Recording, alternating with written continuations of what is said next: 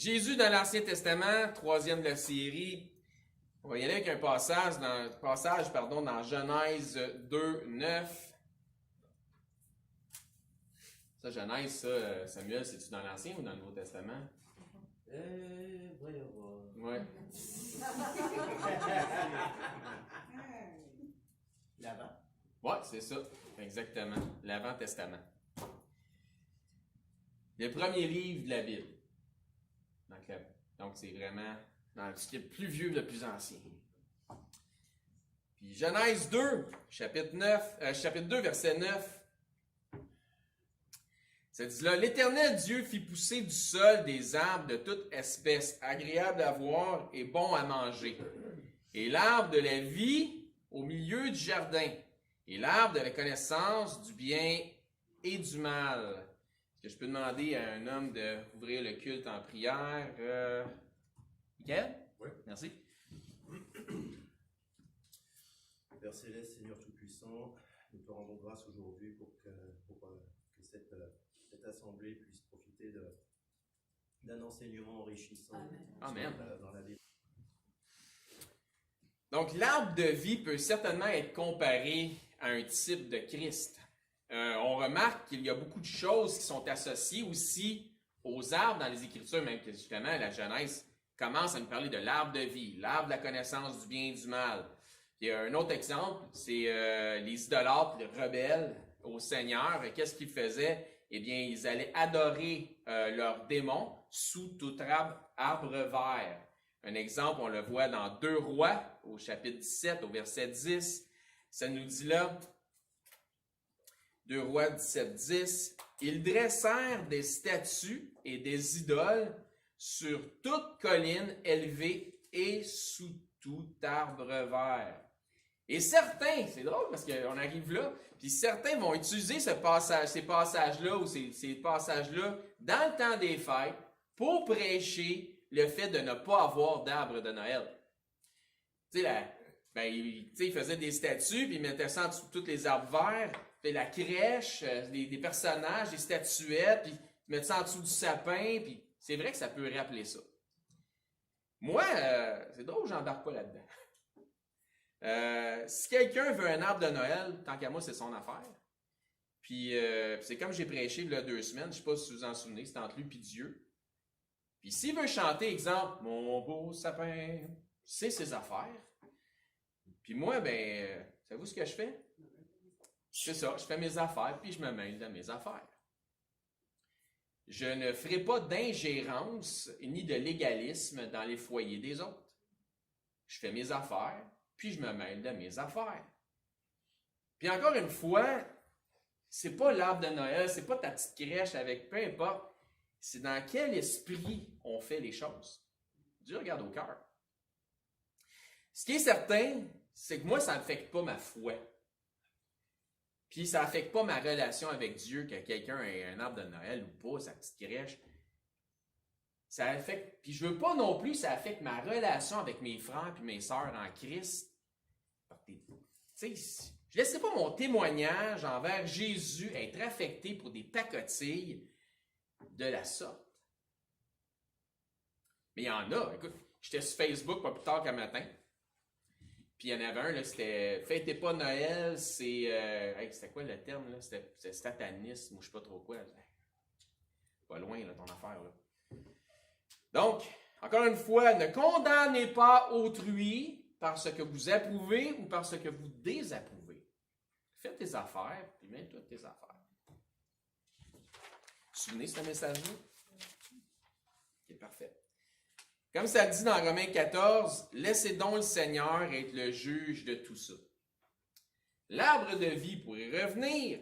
Donc, encore une fois, si on va dans l'historique, j'ai dit que c'était pas un message de Noël, mais si on va dans l'historique pour faire une parenthèse, une des raisons que l'arbre de Noël est arrivé, c'est pourquoi c'est un conifère, c'est que le conifère représente un arbre qui ne meurt pas. Donc, c'est un arbre qui vit tout le temps, parce qu'il ne perd pas ses feuilles en saison. Puis, ils ont pris ça dans des crèches vivantes au temps jadis, pour faire des crèches vivantes. Et éventuellement, ils mettaient des pommes dedans pour représenter l'arbre du paradis. Hein, donc du jardin de Dieu, il mettait des pommes dedans, puis la pomme est devenue la boule de Noël, etc. Il l'avait dans ses feuilles, maridon, maridé. C'est comme ça que tout est arrivé. OK? Donc, à plusieurs endroits, et quand je dis plusieurs endroits, de façon prophétique, ça nous annonce que Christ, en faisant référence à Christ, étant comme le rejeton de David. Dans la King James, dans la version King James, lorsque ça parle de rejeton, nous en français, mais ça fait référence à root, donc une racine, signifiant en fait une repousse ou une branche qui part, exemple, d'un tronc qui a été, un arbre qui a été abattu, et qui a une repousse qui se fait, qui redevient un arbre complet. Donc ça parle de Jésus. Et ça fait référence à Christ qui était le rejeton de David ou le rejeton d'Isaïe qui est le père de David. Jésus nous dit dans Jean 15:1, « Je suis le vrai cep. » Qu'est-ce qu'un cep? Le cep, c'est un tronc d'arbre, c'est le tronc d'une vigne. Et donc, si vous allez dans un vignoble, vous allez voir qu'il y a des clôtures qui sont faites avec des fils de fer souvent. Et il y a un tronc qui sort et les branches s'en vont comme ça, ils vont d'un bout à l'autre. Et il dit, « Je suis le vrai cep et vous êtes les sarments, vous êtes les branches. Faites partie de moi et je vous alimente. » Sans Christ, on ne peut rien faire, que ça nous dit ailleurs dans les Écritures. Donc, Jésus est un tronc. Dans la Genèse, dans le jardin, l'arbre de vie est où? L'arbre de vie est au milieu du jardin. On retrouve l'arbre qui était dans le jardin, l'arbre de vie, dans l'Apocalypse, et on le retrouve au ciel ou dans le milieu du paradis de Dieu. Ça nous dit ça, milieu du jardin, au centre du paradis, au milieu du paradis. Vous allez trouver les références dans Genèse 2:9 et dans Apocalypse 2:7. Jésus-Christ, comme on le voit aujourd'hui dans cette étude, est au même titre le point central de toutes les Écritures. Dans le fait même, Jésus devrait être le centre de votre vie. À partir d'ici, on va débouler un peu plus rapidement sur les types et les apparitions de Christ. Sinon, on va être là encore là-dessus jusqu'à l'an prochain.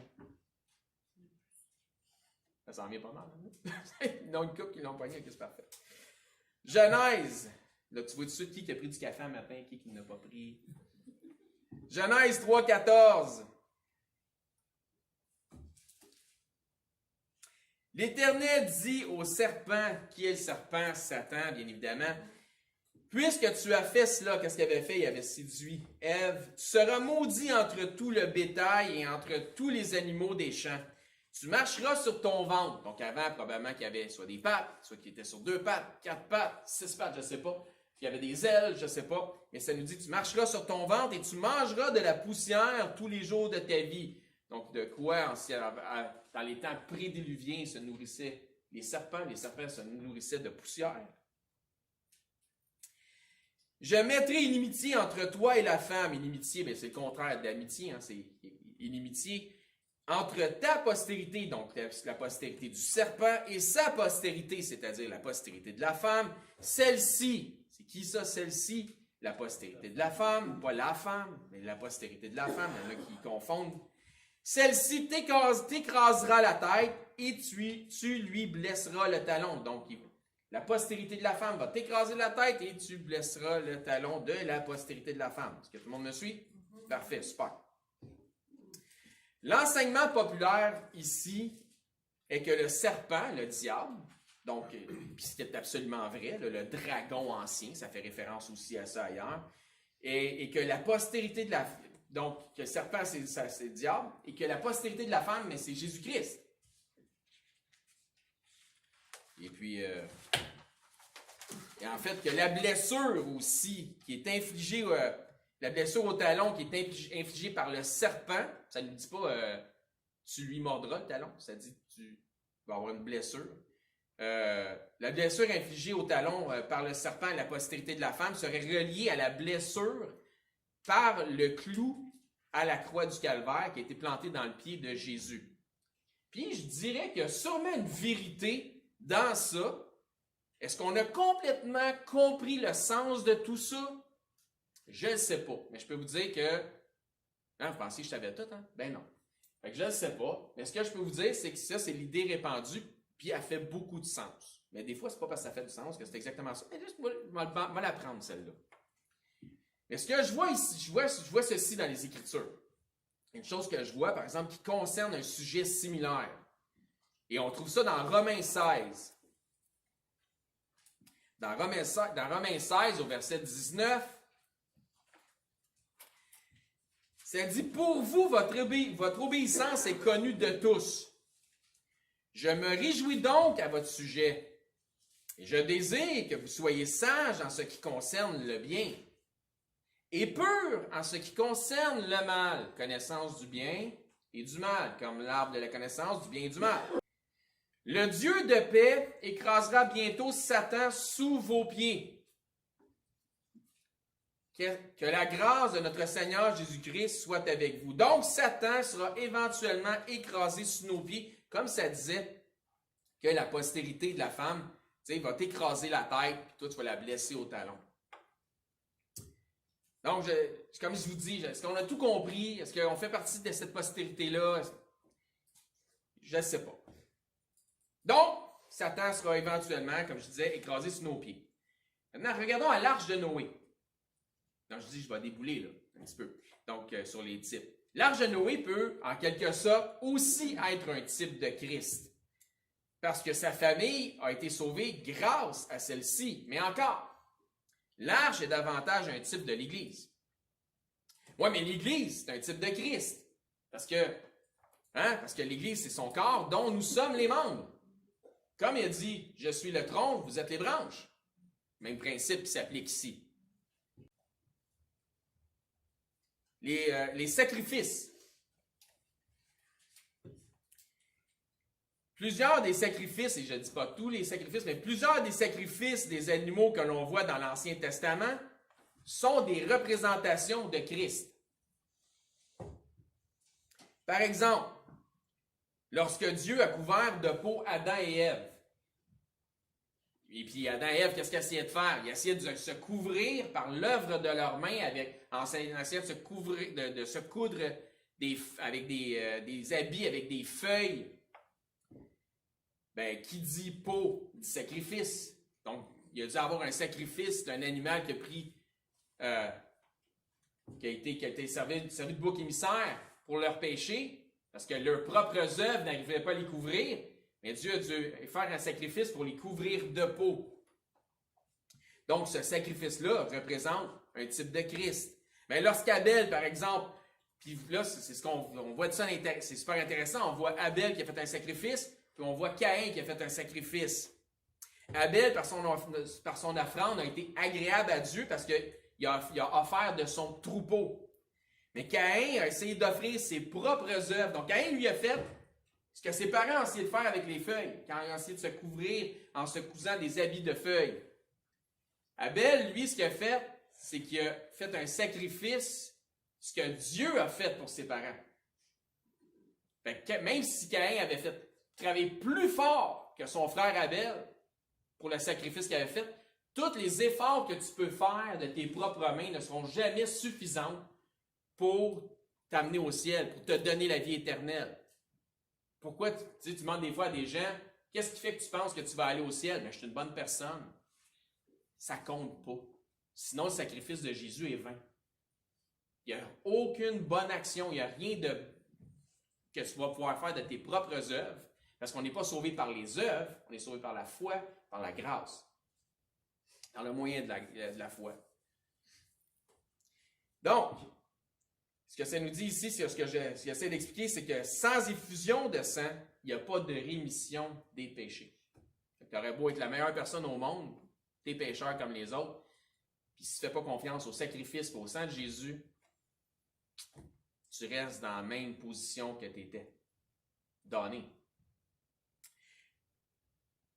Autre chose, la rencontre d'Abraham avec Melchisédek.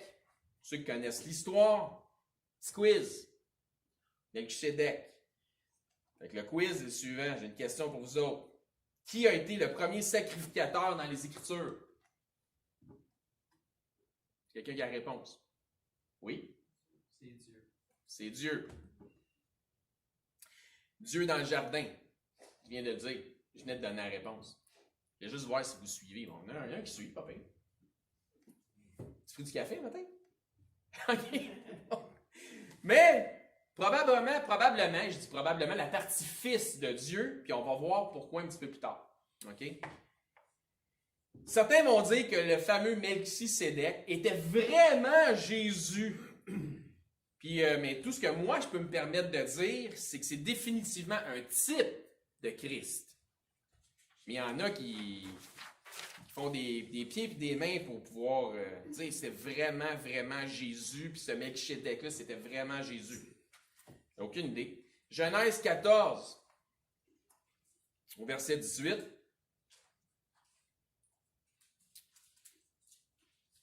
Melchisédek, roi de Salem, fit apporter du pain et du vin.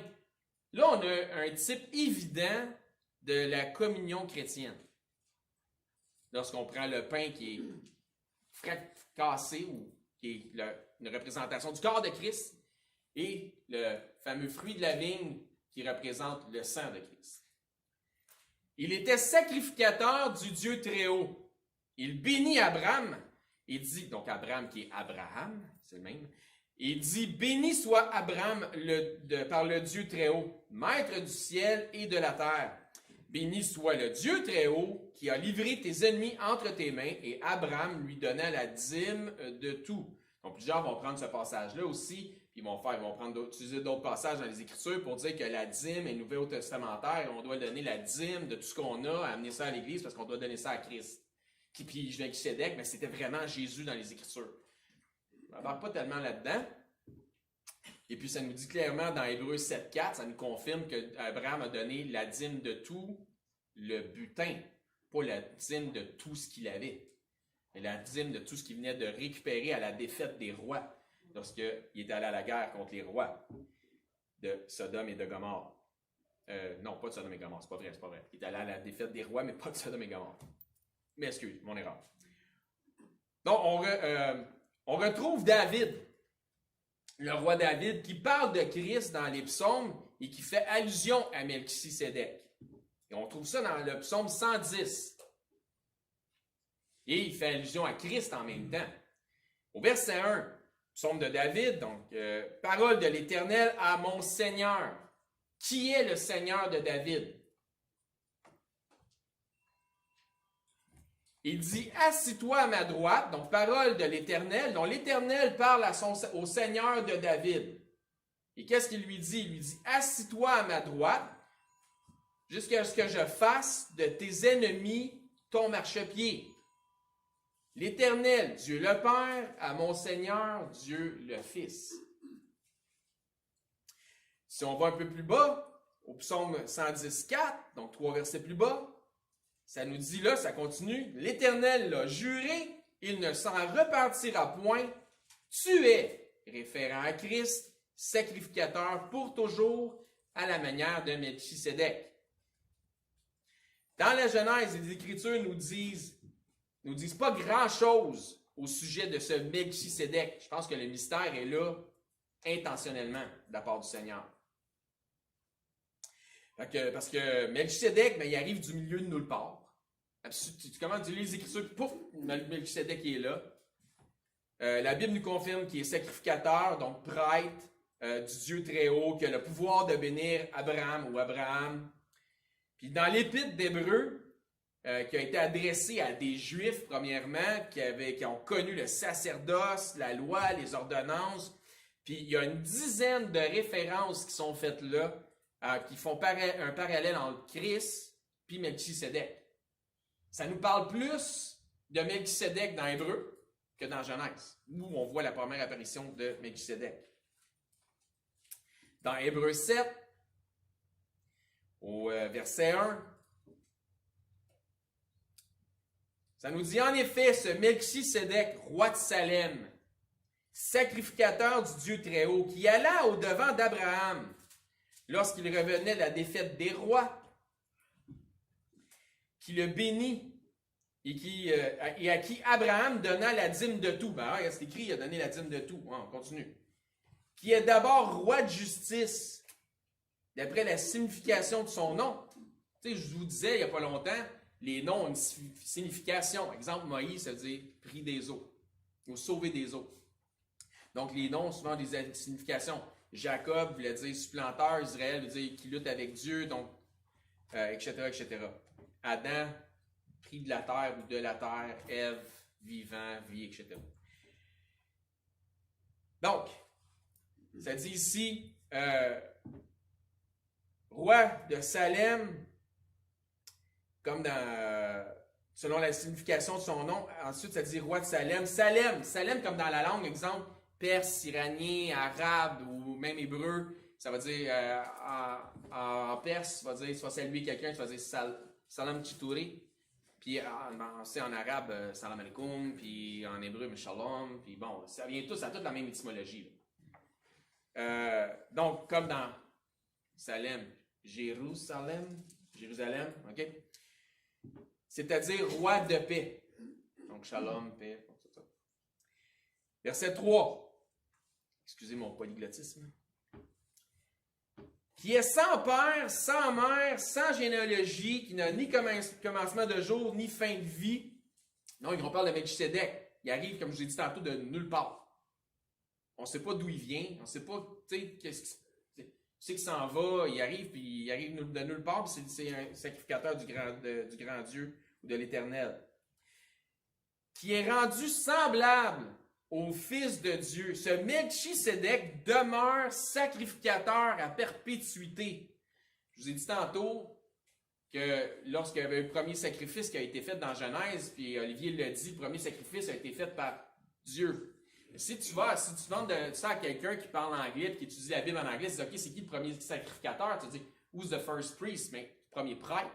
Le terme en français s'associe beaucoup plus à ce qui est fait, la sacrificature, le sacrificateur. Il va avoir de la misère à dire que c'est Dieu parce que, tu sais, prêtre, pas sacrificateur. Il faudrait un mot comme sacrificator. Ça n'existe pas, je viens d'inventer un mot en anglais. Mais c'est ça. Puis je disais que c'est la partie fils parce que Jésus-Christ aurait fait le premier sacrifice parce qu'il était à perpétuité comme Melchisédek, sacrificateur, puis Jésus est le premier en toutes choses. Donc, c'est pas une doctrine en passant, c'est une déduction. Puis verset 4, là on est rendu au verset 3, verset 4, quelqu'un peut me lire le verset 4 d'Hébreux 7. Premier gagne un prix. Considérez combien est grand celui auquel le patriarche Abraham donne la dîme du butin. La dîme de quoi? Du butin. Ah, ok, parfait, merci. Donc, la dîme du butin, ton prix, c'est mon appréciation. J'apprécie, merci. La dîme du butin, voyez-vous? Donc, il a donné la dîme du butin qu'il avait pris à ce moment-là, non pas la dîme de tous ses avoirs. Donc, il faut savoir laisser la Bible s'interpréter elle-même et ne pas faire dire à Dieu ce qu'il ne dit pas. Sautons au verset 14 dans Hébreux 7. Ça dit, car il est notoire que notre Seigneur est sorti de Juda. On sait très bien, c'est ce qu'il dit là. Tribu dont Moïse n'a rien dit pour ce qui concerne le sacerdoce. Cela devient plus évident encore quand il paraît un autre sacrificateur à la ressemblance de Melchisédek, institué donc non d'après la loi d'une ordonnance charnelle, mais selon la puissance d'une vie impérissable. Une vie impérissable. Car ce témoignage lui est rendu, et on a vu ça tantôt dans le psaume 110, qui est un psaume prophétique sur Christ. Là, réalisez que quand on voit les choses de Christ dans l'Ancien Testament, ça prophétisait sa venue. Tout est là, il est le point central, encore une fois, des Écritures. Et ça devrait être marquant. De dire, voyons donc, la Bible est vraie. Il y a vraiment une autorité divine en arrière de ça parce que ça parle de quelque chose qui va vraiment se passer, puis qui s'est vraiment passé. C'est parce que, comme on l'a vu dans le psaume 110, qui est des centaines d'années avant que Hébreux soit écrit, et avant que la venue de Jésus, car ce témoignage lui est rendu, tu es sacrificateur pour toujours, selon l'ordre de Melchisédek. Comme on a vu lorsque David dit, l'Éternel a dit à mon Seigneur. L'Éternel a dit au Fils, tu es un sacrificateur à perpétuité selon l'ordre de Melchisédek. Et on l'a vu aussi dans Genèse au commencement, dans l'étude, où à la création de l'homme, faisons l'homme à notre image, selon notre ressemblance, il le fit à l'image de Dieu et selon à la ressemblance de Dieu. Le Père et le Fils conversent ensemble. Le Fils est de toute éternité. Autrement dit, là, c'est pas que Dieu est arrivé à un moment donné, il a 2000 ans, puis il a dit, OK, là, je vais avoir un Fils. Non, le Fils était là de toute éternité avec le Père. Donc, ça dit bien ici, si on regarde encore au verset 15, cela devient plus évident encore quand il paraît un autre sacrificateur à la ressemblance de Melchisédek. Ça dit bien ici à la ressemblance de Melchisédek et non pas que Melchisédek était bel et bien Jésus en chair au temps d'Abraham. Mais si certains veulent enseigner ces choses-là, que Melchisédek était vraiment Jésus, que Jésus a vraiment été Melchisédek, c'est leur prérogative. C'est bien correct. Ça ne fait pas de différence pour moi. Mais moi, pour ma part, je m'exerce à ne dire que ce que la Bible me permet de dire. Je m'exerce à aller jusqu'où elle me permet d'aller. Elle me parle d'une ressemblance et non pas de transmutation. Néanmoins, la question c'est, est-ce que Abraham a quand même fait la rencontre de Christ? Je ne sais pas. Genèse 18.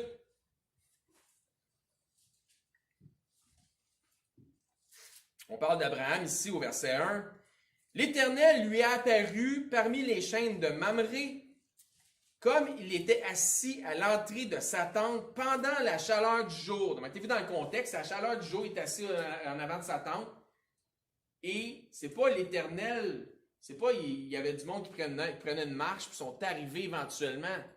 Ils sont apparus. C'est ça la chose, c'est pour ça qu'il y a eu une grande réaction vive de la part d'Abraham. Il leva les yeux. Tu sais, mettons, tu es assis à ta tente, là, tu regardes, il n'y a personne. Tu es à la chaleur du jour, fait que tu es en break. Tu fais en mode siesta. Là, tu regardes, il n'y a personne. Tu regardes, tu regardes, il y a quelqu'un. T'imagines? Puis là, écoute, à la chaleur du jour, il n'y a peut-être pas beaucoup de monde qui décide de prendre une grande marche à la chaleur du jour. Fait qu'il lève les yeux, regardant, et voici 3 hommes étaient debout près de lui. Pourtant, ils viennent d'où, eux autres? Puis quand il les vit, ben, il a fait 1 plus 1, ça fait 3. Je dis ça parce qu'il y avait 3 hommes. Il courut au-devant d'eux, depuis l'entrée de sa tente, et se prosterna en terre. Tu ne te prosternes pas devant n'importe qui. Tu te prosternes devant Dieu. Ça dit, l'Éternel lui apparut. Mais voici ma perspective sur le sujet. L'Éternel, 3 hommes. Déjà, on voit un type de quoi, là? Trinité. La Trinité. Le Père, le Fils, le Saint. Arrête de me crier après. Le Père, le Fils. J'étais habitué de me faire crier. Non, le Père, le Fils, le Saint-Esprit. Amen. Très bien. Très bien dit. On apprend plus tard que 2 de ces hommes-là étaient en fait des anges.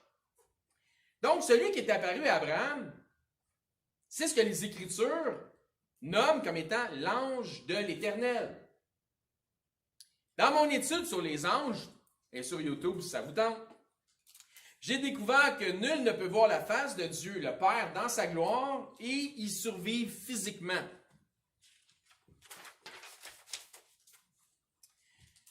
Voici ce que Dieu a dit à Moïse. Moïse, qui est celui qui a écrit le récit de la rencontre de l'Éternel avec Abraham. Dans Exode 33, 20. L'Éternel dit à Moïse, « Tu ne pourras voir ma face, car l'homme ne peut me voir et vivre. » Donc, ça nous laisse avec le questionnement suivant. Qui est venu à la rencontre d'Abraham? Avec qui Abraham a-t-il mangé et parlé face à face? Je crois que c'est avec nul autre que la partie fils de l'Éternel. Je crois aussi que c'est aussi le cas pour plusieurs autres apparitions de ce qui est appelé l'ange de l'Éternel dans les Écritures, que c'était la partie fils. Entre autres avec Josué, avec Balaam, avec Gédéon, avec Agar, la servante de Sarah, etc., etc., etc. Donc, potentiellement, plusieurs apparitions de Christ dans les Écritures sous la forme de l'ange de l'Éternel. Dans certains cas, l'ange de l'Éternel veut dire, et je dis dans certains cas, un ange envoyé par l'Éternel. C'est un ange qui appartient à l'Éternel, c'est l'ange de l'Éternel. Mais dans plusieurs autres cas, et selon le contexte, ça se clarifie, c'est véritablement l'ange de l'Éternel, c'est-à-dire lui-même sous une forme angélique. C'est-à-dire quoi, une forme angélique? Une forme humaine. Avec des grosses ailes. Non. Avec un auréole. Non. Sous une forme humaine, c'est ça, sa forme angélique. N'oubliez pas, dans l'Apocalypse, les enseignants qui sont en avant des assemblées ou les pasteurs sont appelés des anges. Parce que ange veut dire messager. Celui qui amène un message, évangile, le bon message, ou la bonne nouvelle. Comme avec Abraham, en fait, là, il est arrivé sous une forme humaine, comme il est arrivé à Abraham sous une forme humaine. Car les anges qui apparaissent aux hommes leur apparaissent souvent sous une forme humaine. C'est pourquoi dans Hébreux, ça nous dit, et ça nous confirme concernant les anges dans Hébreux 13, 2. N'oubliez pas l'hospitalité. Quand je vous disais tantôt, on va peut-être voir quelque chose qui ne nous est pas permis de faire à cause des règles et des lois qu'on nous impose présentement. Ben, l'hospitalité en est une. Il y a du monde qui ont l'air d'accord. N'oubliez pas l'hospitalité. Ben là, il faut l'oublier. Bon, en tout cas, on ne va pas là-dedans. Soyons soumis aux règles gouvernementales. N'oubliez pas l'hospitalité, car en exerçant l'hospitalité, quelques-uns ont logé quoi? Des anges sans le savoir. Là, il parle ici d'être céleste. Pourquoi ça nous dit sans le savoir? Parce que rien dans leur apparence ne laissait transparaître qu'ils étaient des êtres célestes. Ils avaient l'air des hommes. Ils ne sont pas arrivés à dire « Ouais, en passant, j'étais un ange. Voici mes cartes. » Non, ils ont fait leur travail. Mais n'oubliez pas l'hospitalité, c'est écrit dans la Bible. Soyez hospitaliers. On va toujours des tours, mais aller cogner chez vous cette semaine. Ouais, reste dehors. C'est ça, tu ton masque. Ah, tu viens d'avoir de la dérision avec ça, tu viens d'en rire qu'en pleurer. Bon, continuons. De toute façon, ne vous inquiétez de rien, c'est le Seigneur qui mène tout. Isaac, le fils de la promesse d'Abraham, est absolument un type de Jésus-Christ. Vous allez voir, c'est frappant. Ça, c'est, encore une fois, des centaines d'années, voire des milliers d'années avant Christ. Isaac nous représente aussi, nous les chrétiens, étant fils de la promesse spirituelle. Mais voici comment il représente clairement Jésus-Christ. Genèse 22, au verset 1. Donc, il s'est passé des choses. Puis après ces choses, Dieu mit Abraham à quoi? À l'épreuve. Est-ce que c'est possible que Dieu nous envoie des épreuves, que Dieu nous éprouve? Oui. La question est, allons-nous passer le test? Ah ouais, c'est ça. Est-ce qu'on va passer le test? Comme assemblée, croyez-vous qu'on a été éprouvés, nous autres? Oui. Oui, on a été éprouvés. Plusieurs fois. Certains passent le test, puis il y a les autres. OK? C'est comme ça. Donc, après ces choses, Dieu mit Abraham à l'épreuve. Il lui dit, Abraham, il lui répondit, me voici, il était prêt. Dieu dit, prends ton fils, ton unique. Combien il y avait de fils, Abraham? Unique. La vérité, c'est quoi? Pardon? Frère? Combien? Qui était son aîné? Ismaël. Il y avait 2 fils. Mais regarde, mais est-ce que Dieu dit n'importe quoi ou il sait exactement de quoi il parle? C'est pour ça que c'est important de comprendre les contextes, parce que Dieu, dans son contexte, quand il dit ton fils, ton unique, il a raison. Non, l'autre, c'est l'aîné. Ismaël, c'était le premier, il avait 13 ans de différence, quelque chose de même. Puis, c'est le fils de la promesse. Dans ce contexte-là, c'est son unique. L'autre, c'est le fils de la chair. C'est pas le fils de la foi. Puis vous remarquerez, là, il y a toujours un combat entre ceux de la foi et ceux de la chair. C'est qui ceux de la chair? Ceux, les faiseurs d'œuvres, puis ceux qui croient vraiment par la foi, puis qui obéissent par la foi, puis qui n'ont pas besoin de faire des œuvres pour penser qu'ils vont être sauvés, penser qu'ils sont des meilleures personnes. C'est passé au temps de Jésus. Pourquoi ils ont crucifié Jésus? Exactement pour ça. Donc, qui sont les fils de la chair? Qui sont les fils spirituels, les enfants spirituels? C'est pourquoi je vous ai dit, quand je parle d'Isaac, il est à notre ressemblance parce qu'il est les fils de la promesse spirituelle. Qu'est-ce que Dieu avait dit à Abraham? Il dit, si tu peux compter le sable de la terre, tu vas avoir une postérité comme ça, terrestre. Si tu peux compter les étoiles dans le ciel, tu vas avoir une postérité comme ça, céleste. Donc, 2 postérités. Après ces choses, Dieu mit Abraham à l'épreuve et lui dit à Abraham, il lui répondit, me voici. Dieu dit, prends ton fils, ton unique, celui que je t'ai promis. Il n'y en aura pas d'autre, selon la promesse. Celui que tu aimes, Isaac, parce que la promesse, c'était qu'il était pour l'avoir avec sa femme, cet enfant-là, son épouse. Celui que tu aimes, Isaac, ok? Mon fils, mon unique, celui que j'aime, Isaac, celui de la promesse, va-t'en au pays de Morija, et là, offre-le en holocauste, donne-moi-le. Offre-le en holocauste sur la montagne, l'une des montagnes que je te dirai. Déjà, ton fils, ton unique, ça précise celui que tu aimes. Ça nous ramène à Jean 3,16. Car Dieu a tant aimé le monde qu'il a donné quoi? Son fils unique. Est-ce que Dieu a d'autres fils? Oui, il y en a un seul qui a été engendré comme Jésus. Afin que quiconque croit en lui ne périsse point, mais ait la vie éternelle. Tu veux avoir la vie éternelle? Crois en Jésus. Parce que quiconque croit en lui aura la vie éternelle. Genèse 22,6. On continue.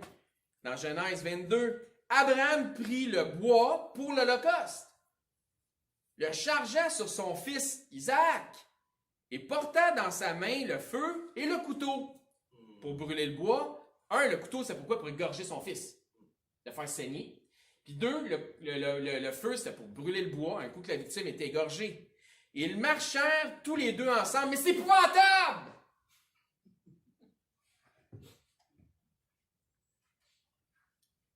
La mort de Jésus sur la croix aussi, c'est épouvantable. Isaac, en obéissance et en pleine confiance envers son père, a été chargé du bois qu'il devait lui servir de bûcher. Ce bois dont a été chargé Isaac est définitivement un type de quoi, vous pensez? Quoi? Qui? Pourquoi tu me parles de lui? Marc, check là. La croix. Effectivement, très bien dit. C'est un type de la croix de Christ. Le Père sacrifiant son Fils unique en qui il avait placé toute son affection. On connaît le reste de l'histoire, puis on sait que ça se termine bien. Hein, il n'a pas eu besoin de l'égorger, puis Dieu l'a arrêté à la dernière minute, puis il y avait un bélier qui était pris par les cornes dans un buisson, puis d'Abraham avait dit Isaac avait dit à son père, oui, et où la victime? Ben, il dit, Dieu va se charger de trouver une victime, il va faire provision. L'Éternel fait provision. C'est pour ça qu'il ne faut pas s'inquiéter de rien. Donc, il a passé le test. il a été appelé ami de Dieu, et cela lui fait imputer la justice. On va voir d'autres choses tantôt qui ressemblent à ça, mais à l'inverse. Dans Genèse 32, une autre affaire concernant un type de Christ. Une autre chose. Lorsque Jacob lutte contre l'ange, cet ange est une représentation de Christ, car nul ne peut voir la face de Dieu et vivre, mais voici le témoignage de Jacob. Genèse 32, 30. Jacob appela ce lieu du nom de Péniel, car, dit-il, j'ai vu Dieu face à face, et mon âme a été sauvée. Pas mon corps, parce que son corps a été meurtri dans la lutte, estropié, il s'est mis à boiter, mais son âme a été sauvée. Ça, c'est toute une belle histoire. Ça. Et là qu'il a confessé le Seigneur, dans le fond. Et là qu'il a reconnu le Seigneur comme étant son Dieu. Autre chose, Joseph, pas Joseph, là, le mari de Marie, le père de Jésus, adoptif de Jésus, le charpentier, non. Joseph, dans l'Ancien Testament, le fils préféré de Jacob, Jacob qui a été appelé Israël, est aussi définitivement un type de Christ. Si on connaît l'histoire, il était aimé du Père, plus que les autres, mais détesté par ses frères. Ça ressemble à Israël. Vendu aux nations, annoncé comme mort. En date, ça ressemble pas mal à Christ, hein? Comme mort et oublié en prison pour un crime qu'il n'avait pas commis. Est-ce que ça ressemble à Christ encore? Sorti de prison avec gloire, devenant second après le Pharaon. Est-ce que ça ressemble encore à Christ? Il y a d'autres, on pourrait avoir d'autres allusions, là, la provision, etc. Parlant à ses frères, quand ses frères l'ont vu, ils ne l'ont pas reconnu. Parlant à ses frères dans un langage qu'ils ne pouvaient pas comprendre, en parabole, parce que Jésus n'a pas parlé en parabole, il dit pour vous, il est permis de savoir ce que je dis, mais pour eux, ça ne les a pas permis.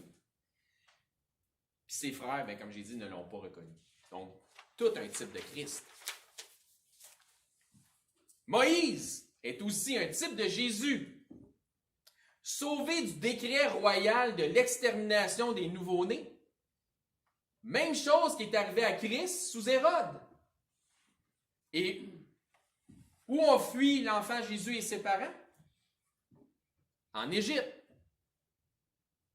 Moïse, encore une fois, élevé dans le palais du roi. Comme Christ est venu du ciel. Puis il est venu parmi Moïse, il est venu parmi ses frères pour les sauver de leur esclavage. Mais ils l'ont rejeté. Il a été rejeté par ses frères, puis il s'est sauvé pendant 40 ans auprès de son beau-père, Jéthro, puis là où il a trouvé son épouse. Donc, tel que Christ est véritablement Dieu dans la chair, voici ce que Dieu dit à Moïse dans Exode 7, 1. Il lui dit, l'Éternel dit à Moïse, « Vois, je te fais Dieu pour Pharaon, et Aaron, ton frère, sera ton prophète. »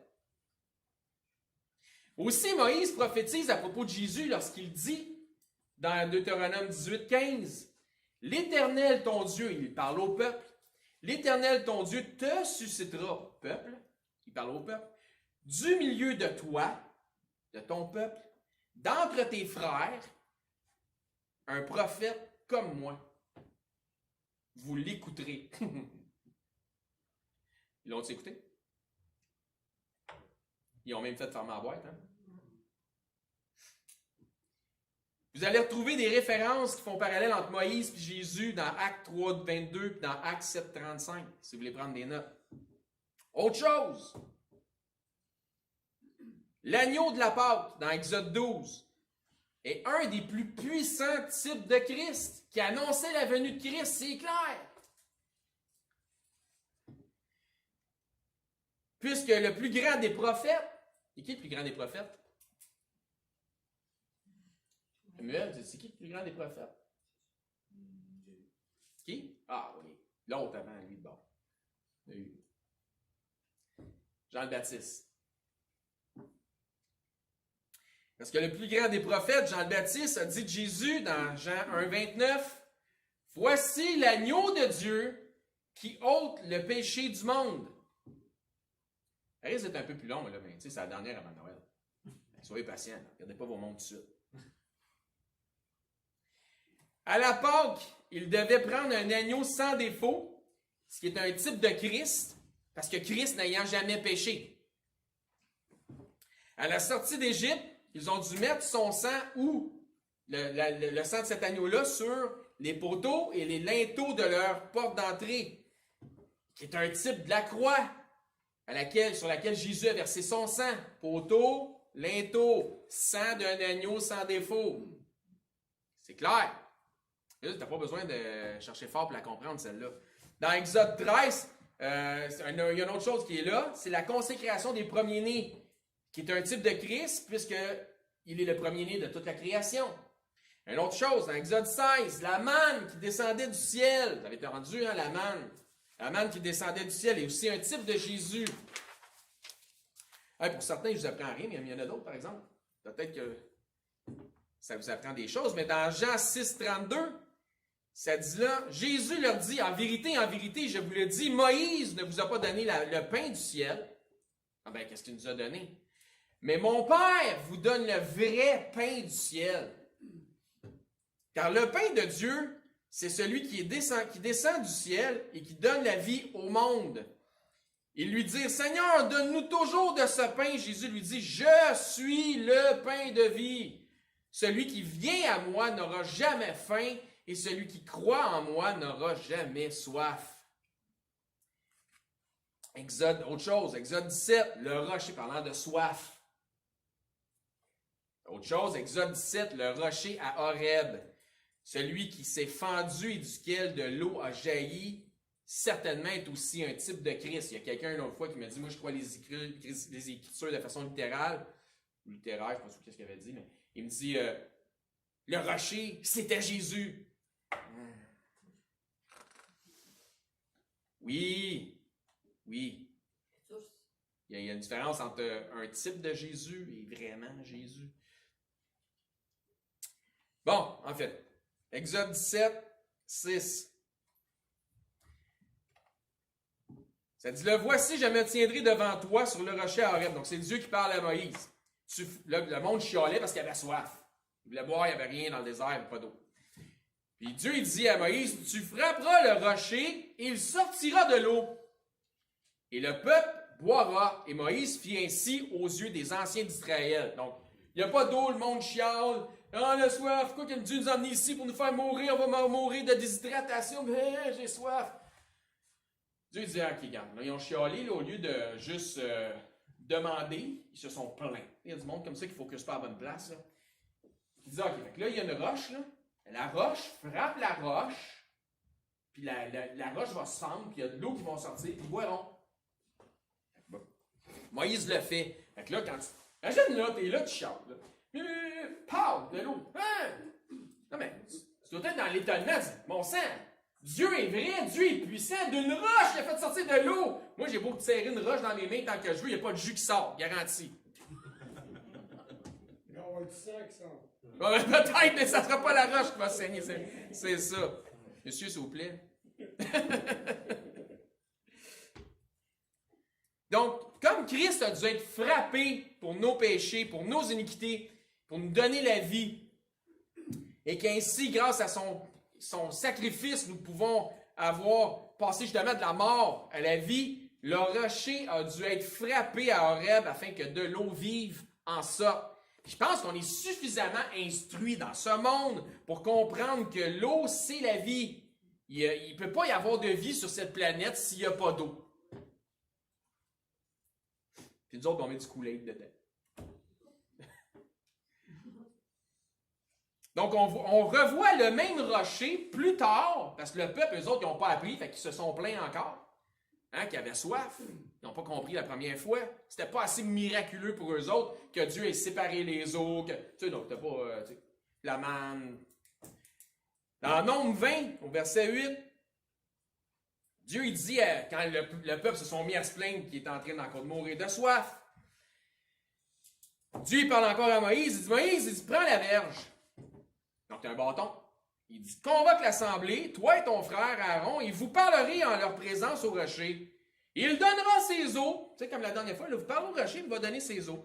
Tu feras sortir pour eux de l'eau du rocher et tu abreuveras l'assemblée et leur bétail. Donc, vous allez voir que c'est super important d'être attentif à la parole de Dieu. Puis, une des façons d'être pas attentif à la parole de Dieu, c'est de faire dire ce qu'il dit pas, ou essayer de comprendre tout croche ce qu'il dit. C'est pour ça qu'il faut que tu laisses la Bible interpréter la Bible pour pouvoir avoir la bonne perspective des choses.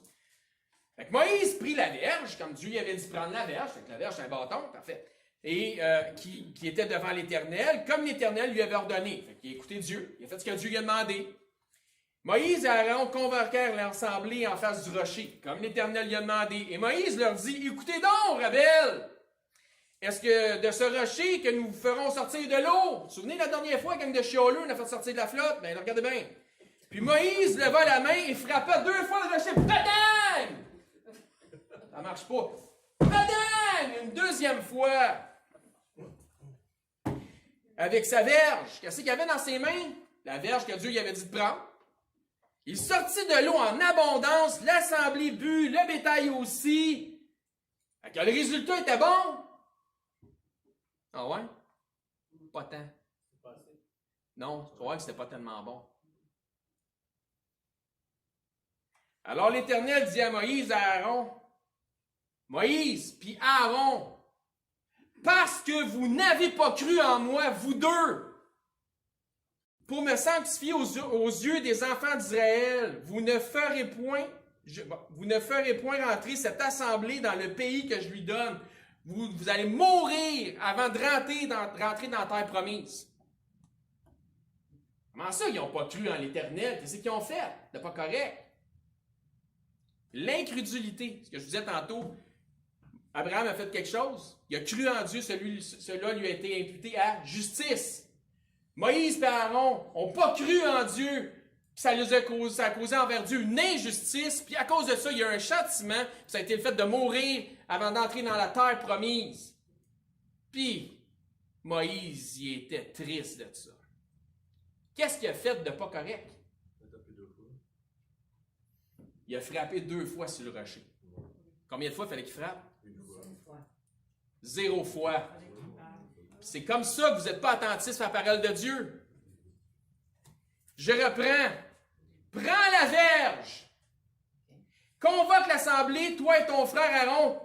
Vous parlerez en leur présence au rocher. Pas vous frapperez. Vous parlerez. C'est comme ça qu'on n'est pas attentif à ce que Dieu dit puis qu'on fait n'importe quoi. J'ai-tu fait peur? C'est pour ça qu'ils n'ont pas pris le café. OK? Mais non, je vous aime, je ne suis pas fâché comme tout l'autre. Là, on va mourir avant d'arriver. Ouais, c'est ça exactement. On ne se rendra pas l'année prochaine, hein? Mais voyez-vous comment c'est important d'être attentif à ce que Dieu dit? Parce qu'ils n'ont pas parlé au rocher, parce qu'ils l'ont frappé. Ils ont eu un châtiment. Parce qu'ils n'ont pas été attentifs. Là, vous avez été attentifs, vous l'avez dit assez fort. As-tu compris, Samuel, que j'ai dit? Oui, parfait. Jésus n'a pas à être sacrifié 2 fois. Une fois pour toutes, on va le voir. Romains 6, 9.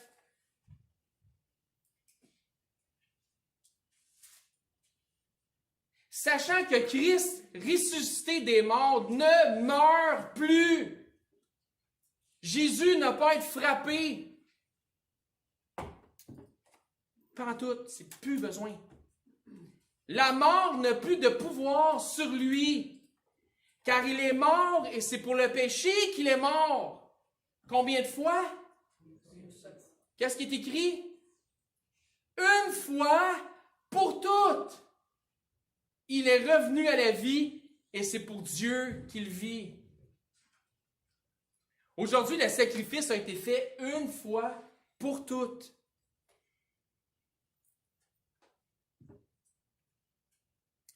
Tout ce qui reste à faire, c'est quoi? C'est de croire. Parce qu'ils n'ont pas cru, ils n'ont pas parlé. C'est de croire et de lui parler, puis lui demander le don gratuit de la vie éternelle. il a déjà été sacrifié. Il ne fera pas d'autres miracles pour vous autres si vous n'avez pas accepté Jésus-Christ. Tout ce que vous avez besoin de faire, c'est lui demander le don gratuit. J'avais juste besoin de lui parler pour recevoir cette eau vive, parce que quiconque va croire en lui, ben, il n'aura pas faim, il n'aura plus soif. Spirituellement parlant, il va être nourri. Il va être abreuvé. Autre chose, dans Nombre 21, on voit le serpent d'airain que Moïse a dû mettre sur une perche, afin que ceux qui le regardent puissent demeurer en vie. Dans Nombre 21, 6.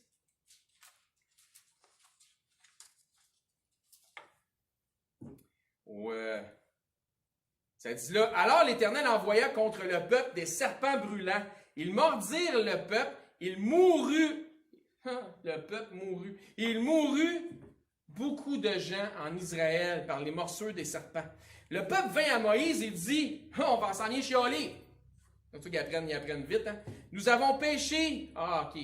Bon. Nous avons péché, car nous avons parlé contre l'Éternel et contre toi. Prie l'Éternel afin qu'il éloigne de nous ces serpents. Moïse pria pour le peuple. L'Éternel dit à Moïse, regarde, fais-toi un serpent, comme les serpents brûlants que j'ai envoyés, et place-le sur une perche. Comment tu veux qu'il tienne, le serpent, sur une perche? Mets-en un travers.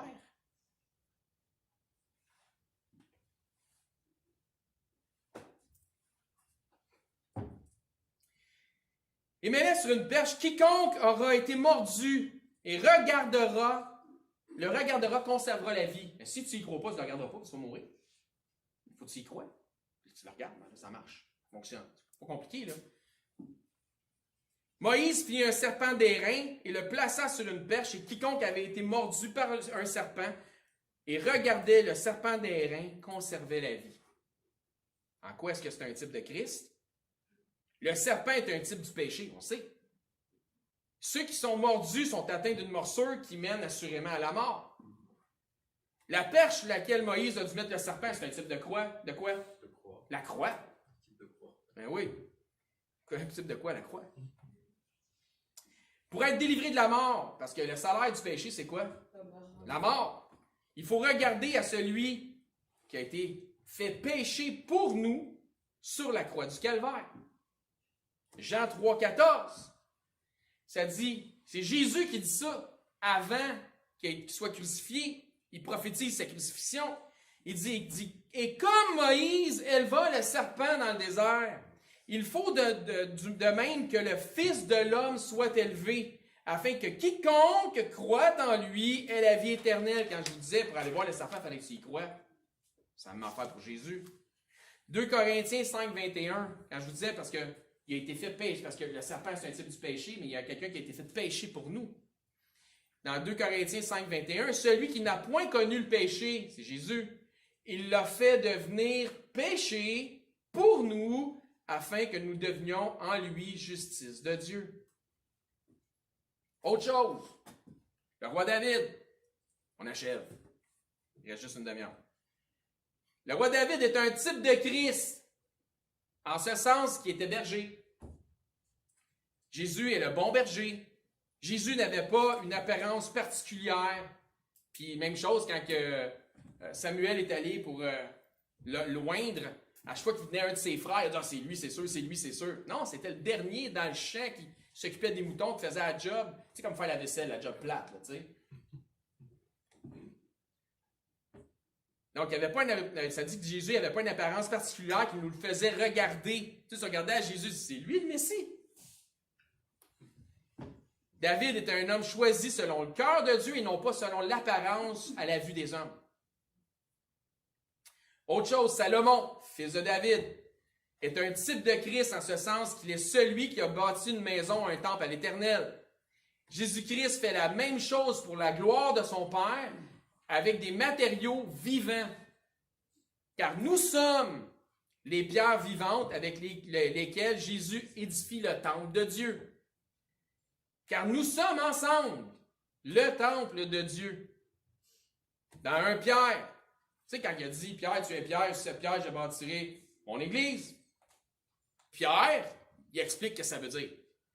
Puis il dit pas « Ben, ça voulait dire que je suis le premier temple. » Non, c'est Pierre même qui va nous l'expliquer ce que Jésus voulait dire quand il a dit ça. Pierre, 1 Pierre 2, 4. Vive la théologie, hein? C'est important d'avoir un diplôme en théologie pour essayer de comprendre des affaires qui font du sens. Approchez-vous de lui, pierre vivante, rejetée par les hommes, mais choisie et précieuse devant Dieu. Et vous-même, comme des pierres vivantes. Comme quand Jésus me dit, Pierre, tu es Pierre, et sur cette pierre, je bâtirai mon église. Édifiez-vous pour former une maison spirituelle, un saint sacerdoce, afin d'offrir des victimes spirituelles. Est-ce qu'on offre encore des victimes aujourd'hui, nous autres, à Dieu? Oui, spirituelles. Des louanges qui glorifient son saint nom. Offrir des victimes spirituelles, pas des victimes physiques, agréables à Dieu par Jésus-Christ. Donc, il vient de nous expliquer ce que Jésus voulait dire. David et son fils Salomon ont écrit à propos de Christ, un dans les psaumes, l'autre dans les proverbes. Donc, le psaume 110.1, on l'a vu tantôt, c'est un psaume de David qui dit « Parole de l'Éternel à mon Seigneur », qui est le Christ, donc Dieu qui parle à Jésus. « Assis-toi à ma droite jusqu'à ce que je fasse de tes ennemis ton marchepied », sans compter le nombre de psaumes qui renferment des types de Christ. Il y en a plein dans les psaumes. Pour ce qui est de Salomon, dans les proverbes, il y a plusieurs allusions à des types de Christ, mais plus précisément, il a inclus les paroles d'un homme. Les paroles d'un homme qui s'appelle Agur, fils de Jaquet. Et Salomon, l'homme le plus sage du monde, a pris le temps, puis il a considéré, puis il a dit ça, je mets ça dans les psaumes. Et ça précise exactement Christ. Vous allez voir, là, c'est Agur, le fils de Jaquet, c'est un grand érudit théologien. Il était vraiment là. Proverbe 30, à partir du verset 2. Il doit avoir des diplômes sur son mur en théologie, ça devait plus finir, là. Finalement, comme les apôtres. Ouais, c'était tous des grands théologiens, eux autres aussi. Il dit, certes, je suis plus stupide que personne, et je n'ai pas l'intelligence d'un homme. Qu'est-ce qu'il dit? Je n'ai pas un paquet de diplômes sur mon mur, là. Je n'ai pas appris la sagesse. Je ne connais pas la science des saints. Il pose une question, il dit, qui est monté aux cieux et qui en est descendu? Qui a recueilli le vent? Qui a recueilli le vent dans ses mains? Qui a serré les eaux dans son vêtement? Qui a fait paraître les extrémités de la terre? On l'a vu, nous autres, dans Genèse, c'est qui, hein? Tout a été fait par la parole de Dieu. Quel est son nom? Ça, on connaît son nom, hein? Quel est le nom de son fils? De qui il parle? Il dit, le sais-tu? Moi, j'étais un ignorant, mais toi, tu le sais-tu, toi? Moi, je ne sais pas. Moi, je n'ai pas de diplôme en théologie, j'ai pas rien de ça, mais sais-tu qui est monté au ciel? Qui en est descendu? Puis c'est qui le fils de celui qui a tout créé? Justement, Jésus a cette conversation-là avec un grand théologien, mais lui, c'est vrai, c'est un grand théologien. Puis il te le ramène exactement à ce psaume-là, qui est une vraie claque en plein visage pour dire que tu es un ignorant dans ta sagesse. Solide. Vous n'aurez pas entendu ça souvent. Gloire à Dieu, si vous l'avez déjà entendu. Mais pas beaucoup font le lien entre les conversations de Nicodème dans Jean 3 puis le Proverbe 30, versets 2, 3, 4. Jean 3, 13. Ça nous dit tantôt, qu'est-ce qu'il a dit, notre ami des Proverbes, il dit, qui est monté aux cieux, qui en est descendu? Quel est le nom de son fils, le sais-tu? Jean 3, 13, Jésus dit, personne n'est monté au ciel. Et ça parle d'ascension ici, faites attention. Le mot qui fait une différence, c'est l'ascension. On voit ça en anglais clairement. Si ce n'est celui qui est descendu du ciel, le Fils de l'homme qui est dans le ciel. Plusieurs passages d'Écriture parlent de rochers ou font allusion à une pierre ou encore à la pierre angulaire. Dans la plupart des cas, ce sont des types de Christ, ces rochers-là. Il dit, donc, si vous n'avez pas encore fait de Christ le Seigneur de votre vie, mais je vais juste faire un petit parallèle. Dans Jean 3, dans la conversation avec Nicodème. Y a-t-il quelqu'un qui a Jean 3, 10? Oui. Qu'est-ce que ça dit? Jésus lui répondit, tu es le docteur d'Israël et tu ne sais pas ces choses. Qu'est-ce que le fils de Jacques nous disait? Dis-moi, je suis un ignorant, je ne sais pas grand-chose, je ne sais rien. C'est qui le fils de Dieu? C'est qui est monté au ciel, qui en est descendu? Qu'est-ce qu'il faisait Nicodème dans la vie? Peux-tu nous répéter ça? Nicodème, c'est un docteur de la loi. Docteur d'Israël. Jésus dit, tu es le docteur d'Israël et tu ne sais pas ces choses. Tu ne sais pas qui est monté au ciel, tu ne sais pas qui est descendu au ciel, tu ne sais pas que Dieu a un fils. Car Dieu a tant aimé le monde qu'il a donné son Fils unique, c'est pas là qu'il dit. Car Dieu a tant aimé le monde qu'il a donné son Fils unique afin que quiconque croit en lui ne périsse point, mais ait la vie éternelle. Il dit ça à un docteur d'Israël. À quoi il faisait référence? Jésus, quand il a dit ça à un docteur d'Israël, c'est pas ces choses. Penses-tu que Jésus savait pas que le gars allait faire le lien avec le Proverbe 30, 2, 3, 4? C'est clair. Que lui a fait comme, OK. Je suis un ignorant. Oui, tu es un ignorant, docteur d'Israël.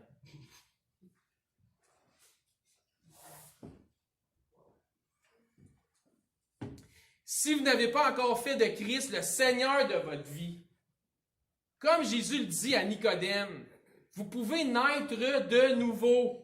Vous pouvez passer de la mort éternelle, qui est d'une séparation. C'est quoi la mort? La mort éternelle, c'est une séparation d'avec Dieu, votre Créateur. Et vous pouvez passer d'une mort éternelle à une union avec celui-ci, mais une union aussi éternelle par l'entremise du cadeau que fait Jésus-Christ. Noël, c'est Jésus qui vous fait un cadeau.